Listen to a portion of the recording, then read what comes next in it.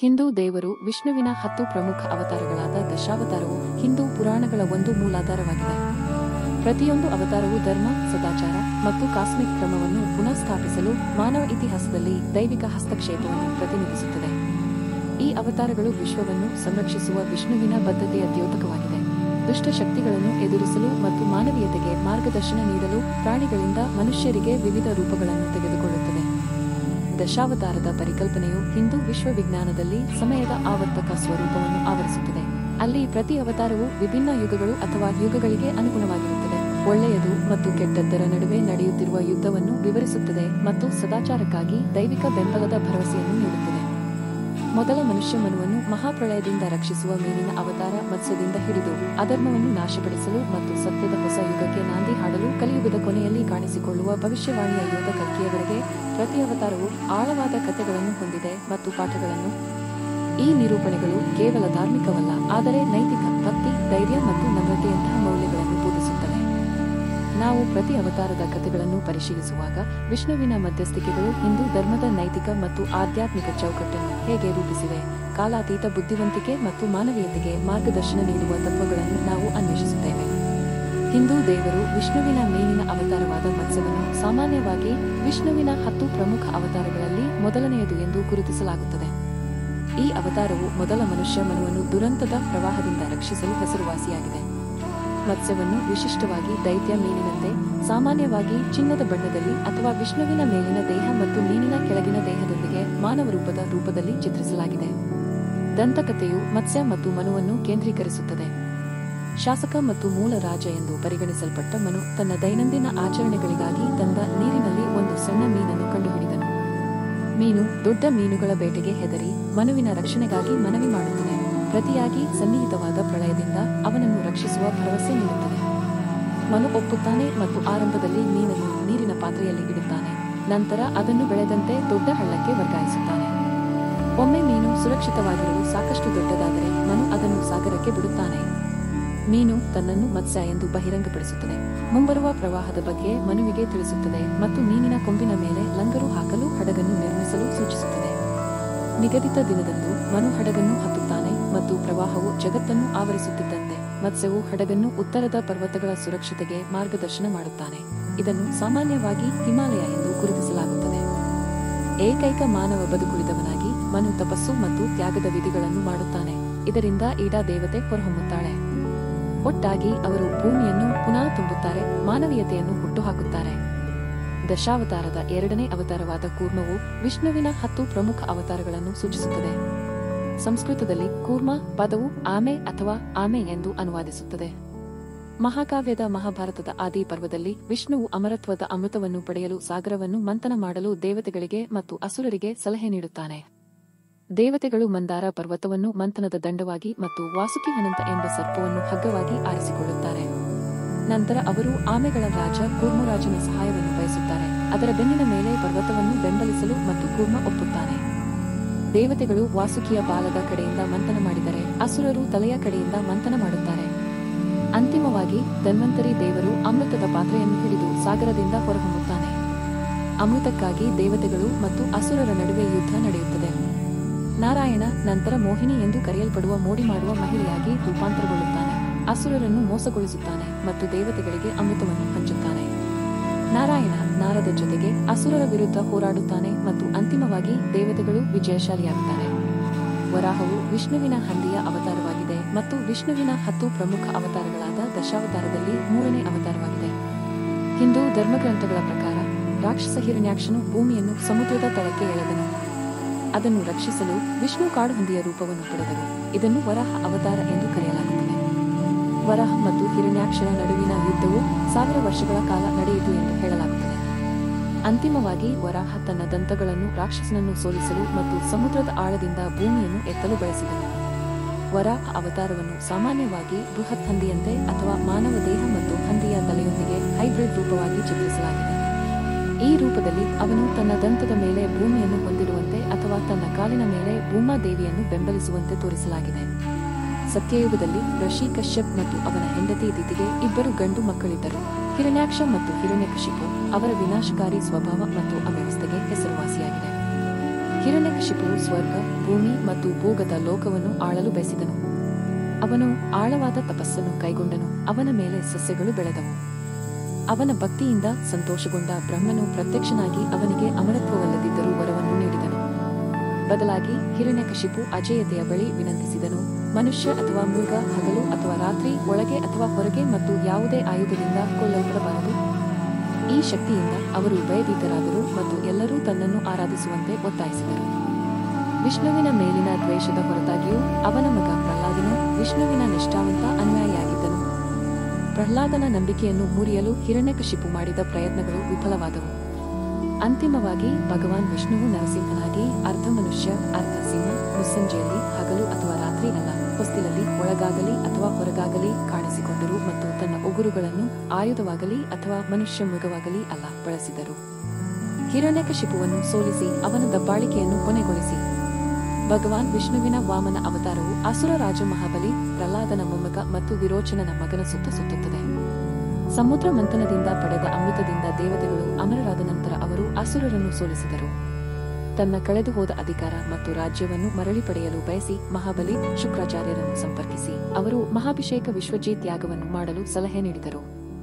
ಪೂರ್ಣಗೊಂಡ ನಂತರ ಮಹಾಬಲಿಯು ಚಿನ್ನದ ರಥ, ಆಕಾಶ ರಕ್ಷಾ ಕವಚ ಮತ್ತು ಎಂದಿಗೂ ಬಾಡದ ಹಾರವನ್ನು ಒಳಗೊಂಡಂತೆ ದೈವಿಕ ಉಡುಗೊರೆಗಳನ್ನು ಪಡೆದರು. ಇವುಗಳೊಂದಿಗೆ ಶಸ್ತ್ರಸಜ್ಜಿತನಾದ ಮಹಾಬಲಿಯು ಇಂದ್ರನನ್ನು ಸೋಲಿಸಿದನು ಮತ್ತು ತನ್ನ ಸಂಪತ್ತನ್ನು ಉಳಿಸಿಕೊಳ್ಳಲು ಶುಕ್ರಾಚಾರ್ಯರಿಂದ ಸಲಹೆಯನ್ನು ಕೇಳಿದನು. ಯಾಗಗಳನ್ನು ಮಾಡುವುದನ್ನು ಮತ್ತು ಬಡವರಿಗೆ ಮತ್ತು ಬ್ರಾಹ್ಮಣರಿಗೆ ಸಹಾಯ ಮಾಡುವುದನ್ನು ಮುಂದುವರಿಸಲು ಅವರಿಗೆ ತಿಳಿಸಲಾಯಿತು. ಏತನ್ಮಧ್ಯೆ ಭಗವಾನ್ ಇಂದ್ರನು ವಿಷ್ಣುವಿನ ಸಹಾಯವನ್ನು ಕೋರಿದನು. ಅವನು ವಾಮನನಾಗಿ ಕುಬ್ಜನಾಗಿ ಅವತರಿಸಿದನು. ವಾಮನನು ಒಂದು ಯಾಗದ ಸಮಯದಲ್ಲಿ ಮಹಾಬಲಿಯನ್ನು ಸಮೀಪಿಸಿದನು ಮತ್ತು 3 ಮೆಟ್ಟಿಲುಗಳಿಂದ ಆವರಿಸಲ್ಪಟ್ಟ ಭೂಮಿಯನ್ನು ಕೇಳಿದನು. ಮಹಾಬಲಿ ಒಪ್ಪಿದನು ಮತ್ತು ವಾಮನನು ಭೂಮಿ ಮತ್ತು ಆಕಾಶವನ್ನು 2 ಹಂತಗಳಲ್ಲಿ ಆವರಿಸಿದನು. 3ನೆಯ ಹೆಜ್ಜೆಗೆ ಮಹಾಬಲಿ ತನ್ನ ತಲೆಯನ್ನು ಅರ್ಪಿಸಿದನು, ತನ್ನ ಭರವಸೆಯನ್ನು ಎತ್ತಿಹಿಡಿದನು. ಸಂತೋಷಗೊಂಡ ವಿಷ್ಣುವು ಮಹಾಬಲಿಯನ್ನು ಆಶೀರ್ವದಿಸಿದನು ಮತ್ತು ಅವನಿಗೆ ಪಾತಾಳ ಲೋಕದ ಆಳ್ವಿಕೆಯನ್ನು ನೀಡಿದನು. ದೇವರುಗಳು ಅಮರಾವತಿಯನ್ನು ಮರಳಿ ಪಡೆದರು. ಪರಶುರಾಮ ವಿಷ್ಣುವಿನ ದಶಾವತಾರಗಳಲ್ಲಿ 6ನೆಯ ಅವತಾರವಾದ ಪರಶುರಾಮನನ್ನು ಚಿರಂಜೀವಿಗಳಲ್ಲಿ ಅಮರರು ಒಬ್ಬನೆಂದು ಪೂಜಿಸಲಾಗುತ್ತದೆ. ಕಲಿಯುಗದ ಕೊನೆಯಲ್ಲಿ ವಿಷ್ಣುವಿನ ಅಂತಿಮ ಅವತಾರವಾದ ಕಲ್ಕಿಯ ಗುರುವಾಗಿ ಅವನು ಮತ್ತೆ ಕಾಣಿಸಿಕೊಳ್ಳುತ್ತಾನೆ ಎಂದು ಭವಿಷ್ಯ ನುಡಿದಿದ್ದಾರೆ. ಋಷಿ ಜಮದಗ್ನಿ ಮತ್ತು ಅವನ ಕ್ಷತ್ರಿಯ ಪತ್ನಿ ರೇಣುಕಾಗೆ ಜನಿಸಿದ ಪರಶುರಾಮನ ಆರಂಭಿಕ ಜೀವನವು ದೈವಿಕ ಪ್ರಭಾವದಿಂದ ಗುರುತಿಸಲ್ಪಟ್ಟಿದೆ. ಅವರ ಕುಟುಂಬವು ಸುರಭಿ ಎಂಬ ಆಕಾಶದ ಹಸುವನ್ನು ಹೊಂದಿತ್ತು. ಅವರು ಬಯಸಿದ ಎಲ್ಲವನ್ನೂ ಒದಗಿಸಿದ ಕಾಮಧೇನುವಿನ ವಂಶಸ್ಥರು. ಕಾರ್ತವೀರ್ಯ ಅರ್ಜುನ ಎಂಬ ರಾಜನು ಈ ಅದ್ಭುತವಾದ ಹಸುವಿನ ಬಗ್ಗೆ ತಿಳಿದುಕೊಂಡು ಅದನ್ನು ಜಮದಗ್ನಿಯಲ್ಲಿ ಕೇಳಿದನು. ಋಷಿ ನಿರಾಕರಿಸಿದಾಗ ರಾಜನು ಪರಶುರಾಮನು ದೂರವಿರುವಾಗ ಹಸುವನ್ನು ಬಲವಂತವಾಗಿ ತೆಗೆದುಕೊಂಡನು.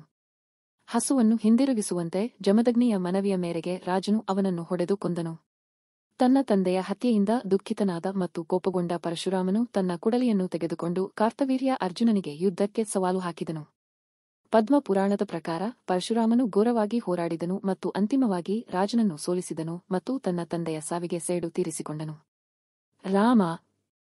ರಾಮ ಹಿಂದೂ ಧರ್ಮದ ಪ್ರಮುಖ ದೇವತೆ. ಅವನನ್ನು 7ನೆಯ ಮತ್ತು ವಿಷ್ಣುವಿನ ಅತ್ಯಂತ ಜನಪ್ರಿಯ ಅವತಾರಗಳಲ್ಲಿ ಒಂದೆಂದು ಪೂಜಿಸಲಾಗುತ್ತದೆ. ರಾಮಕೇಂದ್ರಿತ ಹಿಂದೂ ಸಂಪ್ರದಾಯಗಳಲ್ಲಿ ಅವನನ್ನು ಸರ್ವೋಚ್ಚ ಜೀವಿ ಎಂದು ಪರಿಗಣಿಸಲಾಗುತ್ತದೆ. ರಾಮ ಹಿಂದೂ ಮಹಾಕಾವ್ಯ ರಾಮಾಯಣದ ಪುರುಷ ನಾಯಕ. ರಾಮಾಯಣವು ಪ್ರಾಚೀನ ಹಿಂದೂ ಮಹಾಕಾವ್ಯವಾಗಿದ್ದು ಅಯೋಧ್ಯೆಯ ರಾಜ್ಕುಮಾರ ರಾಮ, ಅವನ ಹೆಂಡತಿ ಸೀತೆ ಮತ್ತು ಅವನ ನಿಷ್ಠಾವಂತ ಸಹೋದರ ಲಕ್ಷ್ಮಣನ ಜೀವನವನ್ನು ಅನುಸರಿಸುತ್ತದೆ. ಅವನ ತಂದೆಯಾದ ರಾಜ ದಶರಥನು ಮಾಡಿದ ವಾಗ್ದಾನದಿಂದಾಗಿ ರಾಮನು ಸೀತೆ ಮತ್ತು ಲಕ್ಷ್ಮಣನೊಂದಿಗೆ 14 ವರ್ಷಗಳ ಕಾಲ ಕಾಡಿಗೆ ವನವಾಸ ಹೊಂದುತ್ತಾನೆ. 3 ಕಾಡಿನಲ್ಲಿ ವಾಸಿಸುತ್ತಿರುವಾಗ ಲಂಕಾದ ರಾಕ್ಷಸ ರಾಜ ರಾವಣನಿಂದ ಸೀತೆಯನ್ನು ಅಪಹರಿಸಲಾಯಿತು. ಸೀತೆಯನ್ನು ರಕ್ಷಿಸಲು ರಾಮನು ವಾನರ ರಾಜ ಸುಗ್ರೀವ ಮತ್ತು ಅವನ ಸೇನಾಪತಿ ಹನುಮಂತನೊಂದಿಗೆ ಮೈತ್ರಿ ಮಾಡಿಕೊಳ್ಳುತ್ತಾನೆ.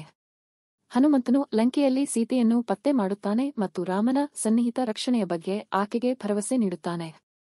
ಸೇತುವೆಯನ್ನು ನಿರ್ಮಿಸುವುದು. ರಾಮನ ಸೈನ್ಯವು ರಾವಣನ ರಾಜ್ಯವನ್ನು ತಲುಪಲು ಲಂಕಾಕ್ಕೆ ರಾಮಸೇತು ಎಂಬ ಸೇತುವೆಯನ್ನು ನಿರ್ಮಿಸುತ್ತದೆ. ರಾಮನ ಸೈನ್ಯ ಮತ್ತು ರಾವಣನ ಸೈನ್ಯದ ನಡುವೆ ಭೀಕರ ಯುದ್ಧ ನಡೆಯುತ್ತದೆ. ರಾಮನು ರಾವಣನನ್ನು ಕೊಂದು ಸೀತೆಯನ್ನು ರಕ್ಷಿಸುತ್ತಾನೆ. ರಾಕ್ಷಸ ರಾಜನ ದೌರ್ಜನ್ಯವನ್ನು ಕೊನೆಗೊಳಿಸುತ್ತಾನೆ. ಅವರ ವನವಾಸದ ನಂತರ ರಾಮ, ಸೀತೆ ಮತ್ತು ಲಕ್ಷ್ಮಣರು ಅಯೋಧ್ಯೆಗೆ ಹಿಂದಿರುಗುತ್ತಾರೆ. ಅಲ್ಲಿ ರಾಮನು ರಾಜನಾಗಿ ಪಟ್ಟಾಭಿಷೇಕ ಮಾಡುತ್ತಾನೆ. ರಾಮಾಯಣವು ಕರ್ತವ್ಯ, ಸದಾಚಾರ ಮತ್ತು ಭಕ್ತಿಯ ಮೌಲ್ಯಗಳನ್ನು ಕಲಿಸುತ್ತದೆ ಮತ್ತು ಇದು ಹಿಂದೂ ಧರ್ಮದಲ್ಲಿ ಕೇಂದ್ರ ಸಾಂಸ್ಕೃತಿಕ ಮತ್ತು ಧಾರ್ಮಿಕ ಪಠ್ಯವಾಗಿ ಉಳಿದಿದೆ. ಬಲರಾಮ. ಕೃಷ್ಣನ ಅಣ್ಣನಾದ ಬಲರಾಮನನ್ನು ಭಗವಾನ್ ವಿಷ್ಣುವಿನ 8ನೇ ಅವತಾರವೆಂದು ಪೂಜಿಸಲಾಗುತ್ತದೆ. ವಸುದೇವ ಮತ್ತು ರೋಹಿಣಿಗೆ ಜನಿಸಿದ ಬಲರಾಮನು ಕಂಸನ ಬೆದರಿಕೆಯಿಂದ ಅದ್ಭುತವಾಗಿ ದೇವಕಿಯ ಗರ್ಭದಿಂದ ರೋಹಿಣಿಯ ಗರ್ಭಕ್ಕೆ ವರ್ಗಾಯಿಸಲ್ಪಟ್ಟನು. ತನ್ನ ಅಪಾರ ಶಕ್ತಿ ಮತ್ತು ಶೌರ್ಯಕ್ಕೆ ಹೆಸರುವಾಸಿಯಾದ ಬಲರಾಮನು ಕೃಷ್ಣನ ಆರಂಭಿಕ ಜೀವನದಲ್ಲಿ ಮಹತ್ವದ ಪಾತ್ರವನ್ನು ವಹಿಸಿದನು. ಆಗಾಗ್ಗೆ ಅವನ ರಕ್ಷಕ ಮತ್ತು ನಿರಂತರ ಒಡನಾಡಿಯಾಗಿ ಚಿತ್ರಿಸಲಾಗಿದೆ. ಕೃಷಿ ಮತ್ತು ಶಕ್ತಿಯೊಂದಿಗಿನ ಅವನ ಸಂಬಂಧವನ್ನು ಸಂಕೇತಿಸುವ ನೇಗಿಲನ್ನು ಹಿಡಿದಿರುವಂತೆ ಅವನನ್ನು ಸಾಮಾನ್ಯವಾಗಿ ಚಿತ್ರಿಸಲಾಗುತ್ತದೆ. ಬಲರಾಮನ ಜೀವನವು ಮಹಾಭಾರತದ ಘಟನೆಗಳೊಂದಿಗೆ ಸಂಕೀರ್ಣವಾಗಿ ಸಂಪರ್ಕ ಹೊಂದಿದೆ. ಕುರುಕ್ಷೇತ್ರ ಯುದ್ಧದ ಸಮಯದಲ್ಲಿ ಅವರು ತಟಸ್ಥರಾಗಿದ್ದರು. ಅವರು ಭೀಮ ಮತ್ತು ದುರ್ಯೋಧನ ಇಬ್ಬರಿಗೂ ಗದೆ ಯುದ್ಧದ ಕಲೆಯಲ್ಲಿ ಮಾರ್ಗದರ್ಶನ ನೀಡಿದರು. ರಾಕ್ಷಸರ ಅಧೀನತೆ ಮತ್ತು ಧರ್ಮದ ರಕ್ಷಣೆ ಸೇರಿದಂತೆ ವಿವಿಧ ಪ್ರಸಂಗಗಳಲ್ಲಿ ಅವರ ಬುದ್ಧಿವಂತಿಕೆ ಮತ್ತು ಶಕ್ತಿ ಪ್ರಮುಖವಾಗಿತ್ತು. ಬಲರಾಮನ ಬೋಧನೆಗಳು ಮತ್ತು ಕಾರ್ಯಗಳು ಕೃಷ್ಣನ ದೈವಿಕ ನಾಟಕಕ್ಕೆ ಪೂರಕವಾಗಿ ಸದಾಚಾರವನ್ನು ಎತ್ತಿ ಹಿಡಿಯುವ ಪಾತ್ರವನ್ನು ಉದಾಹರಿಸಿದವು. ಅಂತಿಮವಾಗಿ ಅವರು ತಪಸ್ಸಿಗಾಗಿ ಅರಣ್ಯಕ್ಕೆ ನಿವೃತ್ತರಾದರು ಮತ್ತು ದೈವಿಕ ಮೂಲಕ್ಕೆ ಹಿಂದಿರುಗುವುದನ್ನು ಸಂಕೇತಿಸುವ ಸಾಗರದಲ್ಲಿ ವಿಲೀನಗೊಂಡರು ಎಂದು ನಂಬಲಾಗಿದೆ. ಅವರ ಜೀವನ ಮತ್ತು ಕಾರ್ಯಗಳನ್ನು ಧರ್ಮ ಮತ್ತು ಸದಾಚಾರದ ಸಂರಕ್ಷಣೆಗೆ ಅವರು ನೀಡಿದ ಕೊಡುಗೆಗಳಿಗಾಗಿ ಆಚರಿಸಲಾಗುತ್ತದೆ. ಕೃಷ್ಣ ಹಿಂದೂ ಧರ್ಮದ ಪ್ರಮುಖ ದೇವತೆ. ಆತನನ್ನು ವಿಷ್ಣುವಿನ 9ನೇ ಅವತಾರವಾಗಿ ಪೂಜಿಸಲಾಗುತ್ತದೆ ಮತ್ತು ಅವನದೇ ಆದ ಪರಮಾತ್ಮನೆಂದು ಪೂಜಿಸಲಾಗುತ್ತದೆ. ಅವನು ರಕ್ಷಣೆ, ಸಹಾನುಭೂತಿ, ಮೃದುತ್ವ ಮತ್ತು ಪ್ರೀತಿಯ ದೇವರು. ಅವರು ಮಹಾಭಾರತ ಮತ್ತು ಭಗವದ್ಗೀತೆಯಲ್ಲಿ ಕೇಂದ್ರ ವ್ಯಕ್ತಿಯಾಗಿದ್ದಾರೆ. ಹಿಂದೂ ಧರ್ಮದ ಅತ್ಯಂತ ಪೂಜ್ಯ ದೇವತೆಗಳಲ್ಲಿ ಒಬ್ಬನಾದ ಕೃಷ್ಣನು ಯಾದವ ಕುಲದಲ್ಲಿ ದೇವಕಿ ಮತ್ತು ವಸುದೇವನಿಗೆ ಜನಿಸಿದನು. ದೇವಕಿಯ ಮಗುವು ತನ್ನ ಅವನತಿಗೆ ಒಳಗಾಗಬಹುದೆಂಬ ಭವಿಷ್ಯವಾಣಿಯ ಭಯದಿಂದ ಅವನ ದಬ್ಬಾಳಿಕೆಯ ಚಿಕ್ಕಪ್ಪ ಕಂಸನಿಂದ ಅವನನ್ನು ರಕ್ಷಿಸಲು ಕೃಷ್ಣನನ್ನು ರಹಸ್ಯವಾಗಿ ಗೋಕುಲಕ್ಕೆ ಸಾಗಿಸಲಾಯಿತು ಮತ್ತು ಸಾಕು ಪೋಷಕರಾದ ನಂದ ಮತ್ತು ಯಶೋದರಿಂದ ಬೆಳೆಸಲಾಯಿತು. ಬಾಲ್ಯದಲ್ಲಿ ಕೃಷ್ಣನು ತನ್ನ ಗ್ರಾಮವನ್ನು ಧಾರಾಕಾರ ಮಳೆಯಿಂದ ರಕ್ಷಿಸಲು ಗೋವರ್ಧನ ಬೆಟ್ಟವನ್ನು ಎತ್ತುವುದು ಸೇರಿದಂತೆ ತನ್ನ ಚೇಷ್ಟೆಯ ಕುಚೇಷ್ಟೆಗಳು, ಪವಾಡಗಳು ಮತ್ತು ಶೌರ್ಯದ ಕಾರ್ಯಗಳಿಗೆ ಹೆಸರುವಾಸಿಯಾಗಿದ್ದನು. ಅವರು ಗೋಪಿಯರೊಂದಿಗಿನ ಹಾಲು ಸೇವಕರು, ವಿಶೇಷವಾಗಿ ರಾಧೆಯೊಂದಿಗಿನ ಅವರ ದೈವಿಕ ಪ್ರೀತಿಗಾಗಿ ಪ್ರಸಿದ್ಧರಾಗಿದ್ದಾರೆ. ಇದು ದೈವಿಕತೆಗೆ ಆತ್ಮದ ಭಕ್ತಿಯನ್ನು ಸಂಕೇತಿಸುತ್ತದೆ. ಕೃಷ್ಣನ ವಯಸ್ಕ ಜೀವನವು ಮಹಾಭಾರತದಲ್ಲಿ ಅವನ ಪ್ರಮುಖ ಪಾತ್ರದಲ್ಲಿ ಕೊನೆಗೊಂಡಿತು, ವಿಶೇಷವಾಗಿ ಕುರುಕ್ಷೇತ್ರ ಯುದ್ಧದ ಸಮಯದಲ್ಲಿ. ಅಲ್ಲಿ ಅವನು ಪಾಂಡವ ರಾಜಕುಮಾರ ಅರ್ಜುನನಿಗೆ ಸಾರಥಿ ಮತ್ತು ಮಾರ್ಗದರ್ಶಕನಾಗಿ ಸೇವೆ ಸಲ್ಲಿಸಿದನು. ಈ ಯುದ್ಧದ ಸಮಯದಲ್ಲಿ ಕೃಷ್ಣನು ಕರ್ತವ್ಯ, ಸದಾಚಾರ ಮತ್ತು ವಾಸ್ತವದ ಸ್ವರೂಪವನ್ನು ವಿವರಿಸುವ ಪವಿತ್ರ ಗ್ರಂಥವಾದ ಭಗವದ್ಗೀತೆಯನ್ನು ವಿತರಿಸಿದನು. ಯುದ್ಧಭೂಮಿಯಲ್ಲಿ ಅರ್ಜುನನಿಗೆ ಕೃಷ್ಣನ ಬೋಧನೆಗಳು ಯೋಧರು ಎದುರಿಸುತ್ತಿರುವ ನೈತಿಕ ಸಂದಿಗ್ಧತೆಗಳನ್ನು ಪರಿಹರಿಸುತ್ತವೆ ಮತ್ತು ಹಿಂದೂ ಚಿಂತನೆ ಮತ್ತು ಆಧ್ಯಾತ್ಮಿಕತೆಯ ಮೇಲೆ ಪ್ರಭಾವ ಬೀರುವ ಆಳವಾದ ತಾತ್ವಿಕ ಒಳನೋಟಗಳನ್ನು ಒದಗಿಸಿದವು. ಕಲ್ಕಿಯು ವಿಷ್ಣು ದೇವರ ಭವಿಷ್ಯವಾಣಿಯ 10ನೇ ಮತ್ತು ಅಂತಿಮ ಅವತಾರವಾಗಿದೆ. ವೈಷ್ಣವ ವಿಶ್ವವಿಜ್ಞಾನದ ಪ್ರಕಾರ ಅಸ್ತಿತ್ವದ ಅಂತ್ಯವಿಲ್ಲದ ಚಕ್ರದಲ್ಲಿ ಪ್ರಸ್ತುತ ಯುಗವಾದ ಕಲಿಯುಗದ ಕೊನೆಯಲ್ಲಿ ಅವರು ಕಾಣಿಸಿಕೊಳ್ಳಲು ಉದ್ದೇಶಿಸಲಾಗಿದೆ. ಅವರ ಆಗಮನವು ಕಲಿಯುಗದ ಸಮಾಪ್ತಿಯನ್ನು ಸೂಚಿಸುತ್ತದೆ ಮತ್ತು ಮಹಾಪ್ರಳಯ, ಬ್ರಹ್ಮಾಂಡದ ಮಹಾನ್ ವಿಸರ್ಜನೆ ಗಿಂತ ಮೊದಲು ಸತ್ಯ ಮತ್ತು ಸದಾಚಾರದ ಯುಗವಾದ ಸತ್ಯ ಯುಗವನ್ನು ಪ್ರಾರಂಭಿಸುತ್ತದೆ. ಪುರಾಣಗಳಲ್ಲಿ ಕಲ್ಕಿಯು ದೇವದತ್ತ ಎಂಬ ಬಿಳಿ ಕುದುರೆಯನ್ನು ಸವಾರಿ ಮಾಡುವ ಮತ್ತು ಪ್ರಜ್ವಲಿಸುವ ಕತ್ತಿಯನ್ನು ಹಿಡಿದಿರುವ ದೈವಿಕ ಯೋಧನಾಗಿ ಚಿತ್ರಿಸಲಾಗಿದೆ. ಅವನ ಧ್ಯೇಯವೆಂದರೆ ಅಧರ್ಮ ನಿರ್ಮೂಲನೆ ಮಾಡುವುದು ಮತ್ತು ಕರಾಳ, ಅತ್ಯಂತ ವಿನಾಶಕಾರಿ ಅವಧಿಯನ್ನು ಕೊನೆಗೊಳಿಸುವ ಮೂಲಕ ಅಸ್ತಿತ್ವವನ್ನು ಪುನರುಜ್ಜೀವನಗೊಳಿಸುವುದು. ಕಲ್ಕಿಯ ಆಗಮನವು ಅವ್ಯವಸ್ಥೆ, ದುಷ್ಟ ಮತ್ತು ರಾಕ್ಷಸ ಶಕ್ತಿಗಳಿಗೆ ಅಂತ್ಯವನ್ನು ತರುತ್ತದೆ ಎಂದು ಮುನ್ಸೂಚಿಸಲಾಗಿದೆ. ಹೀಗಾಗಿ ಧರ್ಮವನ್ನು ಸದಾಚಾರ ಮರುಸ್ಥಾಪಿಸುತ್ತದೆ ಮತ್ತು ಶುದ್ಧತೆ ಮತ್ತು ಶಾಂತಿಯ ಹೊಸ ಯುಗಕ್ಕೆ ದಾರಿ ಮಾಡಿಕೊಡುತ್ತದೆ. ಭಾಗವತ ಪುರಾಣ ಮತ್ತು ಇತರ ಪಠ್ಯಗಳು ಕಲ್ಕಿಯನ್ನು ಕೊನೆಯ ಕಾಲದ ಮುಂಗಾಮಿ ಎಂದು ವಿವರಿಸುತ್ತದೆ. ಹದಗೆಟ್ಟ ಆಧ್ಯಾತ್ಮಿಕ ಮತ್ತು ನೈತಿಕ ಮೌಲ್ಯಗಳನ್ನು ಪುನರುಜ್ಜೀವನಗೊಳಿಸುವ ಕಾರ್ಯವನ್ನು ನಿರ್ವಹಿಸುತ್ತದೆ. ಅವನ ಪಾತ್ರವು ವಿನಾಶವನ್ನು ಮೀರಿದೆ. ಅವರು ಆಧ್ಯಾತ್ಮಿಕ ರೂಪಾಂತರ ಮತ್ತು ಮಾನವೀಯತೆಗೆ ಹೊಸ ಆರಂಭವನ್ನು ತರುವ ಗುರಿಯನ್ನು ಹೊಂದಿದ್ದಾರೆ. ಕಲ್ಕಿಯ ನೋಟವು ಹಿಂದೂ ವಿಶ್ವವಿಜ್ಞಾನದಲ್ಲಿ ಸಮಯದ ಆವರ್ತಕ ಸ್ವರೂಪವನ್ನು ಸಂಕೇತಿಸುತ್ತದೆ. ಅಲ್ಲಿ ವಿನಾಶದ ನಂತರ ನವೀಕರಣವು ಬ್ರಹ್ಮಾಂಡದ ಶಾಶ್ವತ ಪ್ರಗತಿಯನ್ನು ಖಾತ್ರಿಗೊಳಿಸುತ್ತದೆ. ಅವರ ಕಥೆಯು ನಂಬಿಕೆ ಮತ್ತು ಸದಾಚಾರವನ್ನು ಒತ್ತಿ ಹೇಳುತ್ತದೆ. ದೈವಿಕ ಹಸ್ತಕ್ಷೇಪವು ಅಂತಿಮವಾಗಿ ಕ್ರಮ ಮತ್ತು ನ್ಯಾಯವನ್ನು ಪುನಃಸ್ಥಾಪಿಸುತ್ತದೆ ಎಂದು ಭಕ್ತರಿಗೆ ಭರವಸೆ ನೀಡುತ್ತದೆ. ಮತ್ತು ನೀವು ಅದನ್ನು ಹೊಂದಿದ್ದೀರಿ. ಭಗವಾನ್ ವಿಷ್ಣುವಿನ 10 ಅವತಾರಗಳಲ್ಲಿ ನಮ್ಮ ಆಳವಾದ ಧುಮುಕುವುದು ಪ್ರತಿಯೊಂದು ದೈವಿಕ ಹಸ್ತಕ್ಷೇಪ ಮತ್ತು ಕಾಸ್ಮಿಕ್ ಸಂರಕ್ಷಣೆಗೆ ಸಾಕ್ಷಿಯಾಗಿದೆ. ನಾವು ಮತ್ಸ್ಯದಿಂದ ಪ್ರಾರಂಭಿಸಿದ್ದೇವೆ, ಜಗತ್ತನ್ನು ಉಳಿಸಿದ ದೈವಿಕ ಮೀನು. ಅಮರತ್ವದ ಅಮೃತವನ್ನು ಹೊರತರಲು ಸಾಗರದ ಮಂಥನವನ್ನು ಬೆಂಬಲಿಸಿದ ಆಮೆ ಕೂರ್ಮ. ಮುಂದೆ ನಾವು ವರಾಹ, ಭೂಮಿಯ ರಕ್ಷಕ ಗ್ರಹವನ್ನು ಎತ್ತುವ ಹಂದಿಯನ್ನು ಅನ್ವೇಷಿಸಿದೆವು. ನಂತರ ನಾವು ಉಗ್ರ ನರಸಿಂಹ, ಭಕ್ತರ ರಕ್ಷಕ, ದುಷ್ಟರನ್ನು ಸೋಲಿಸಿದ ಉಗ್ರ ಮನುಷ್ಯ ಸಿಂಹವನ್ನು ನೋಡಿದೆವು. ವಾಮನ ವಿಶ್ವವನ್ನು 3 ಹಂತಗಳಲ್ಲಿ ಅಳೆಯುವ ಕುಬ್ಜ ಕಾಸ್ಮಿಕ್ ಕ್ರಮವನ್ನು ಪುನಃಸ್ಥಾಪಿಸುತ್ತಾನೆ. ಪರಶುರಾಮ ತನ್ನ ಕೋಪದಿಂದ ಸದಾಚಾರವನ್ನು ಮರುಸ್ಥಾಪಿಸಿದ ಋಷಿ. ರಾಮ ಧರ್ಮವನ್ನು ಎತ್ತಿ ಹಿಡಿದ ವೀರ ರಾಜಕುಮಾರ. ಬಲರಾಮ್ ದೈವಿಕ ಸಹೋದರ, ಕೃಷ್ಣನ ನಿಷ್ಠಾವಂತ ಸಹಚರನ ಶಕ್ತಿ ಮತ್ತು ಬುದ್ಧಿವಂತಿಕೆ. ಕೃಷ್ಣ ಹೃದಯಗಳ ಮೋಡಿಗಾರ, ಪ್ರೀತಿಯ ಮಾರ್ಗವನ್ನು ಕಲಿಸಿದ ದೇವರು. ಅಂತಿಮವಾಗಿ ನಾವು ಕಲ್ಕಿ, ಭವಿಷ್ಯದ ವಾರಿಯರ್, ಹೊಸ ಯುಗದ ಉದಯ, ಕತ್ತಲೆಯನ್ನು ಕೊನೆಗೊಳಿಸುವ ಯೋಧ ಅನ್ನು ನೋಡಿದೆವು. ಭಗವಾನ್ ವಿಷ್ಣುವಿನ 10 ಅವತಾರಗಳು ನಮಗೆ ತಿಳಿಸುತ್ತವೆ, ಯುಗಗಳ ಮೂಲಕ ದೈವಿಕ ಮಧ್ಯಸ್ಥಿಕೆಗಳು, ಸದಾಚಾರದ ಶಾಶ್ವತ ರಕ್ಷಕರು. ಈ ದೈವಿಕ ಅನ್ವೇಷಣೆಯಲ್ಲಿ ನಮ್ಮೊಂದಿಗೆ ಸೇರಿದ್ದಕ್ಕಾಗಿ ಧನ್ಯವಾದಗಳು. ನೀವು ಈ ವಿಡಿಯೋವನ್ನು ಆನಂದಿಸಿದರೆ ಮತ್ತು ಭಾರತೀಯ ಪುರಾಣ ಮತ್ತು ಇತಿಹಾಸದ ಶ್ರೀಮಂತ ವಸ್ತ್ರವನ್ನು ಆಳವಾಗಿ ಪರಿಶೀಲಿಸಲು ಬಯಸಿದರೆ ನಮ್ಮ ಚಾನಲ್ ಭಾರತೀಯ ಪುರಾಣ ಮತ್ತು ಇತಿಹಾಸವನ್ನು ಇಷ್ಟಪಡಲು, ಹಂಚಿಕೊಳ್ಳಲು ಮತ್ತು ಚಂದಾದಾರರಾಗಿ ಎಂದು ಖಚಿತಪಡಿಸಿಕೊಳ್ಳಿ. ನಿಮ್ಮ ಆಲೋಚನೆಗಳು ಮತ್ತು ನೀವು ಹೊಂದಿರುವ ಯಾವುದೇ ಪ್ರಶ್ನೆಗಳನ್ನು ಕೇಳಲು ನಾವು ಇಷ್ಟಪಡುತ್ತೇವೆ. ಆದ್ದರಿಂದ ಕೆಳಗೆ ಕಾಮೆಂಟ್ ಮಾಡಲು ಮರೆಯಬೇಡಿ. ನಮ್ಮ ಹಂಚಿದ ಪರಂಪರೆಯಿಂದ ಹೆಚ್ಚು ಆಕರ್ಷಕ ಒಳನೋಟಗಳು ಮತ್ತು ಕಥೆಗಳಿಗಾಗಿ ಟ್ಯೂನ್ ಮಾಡಿ.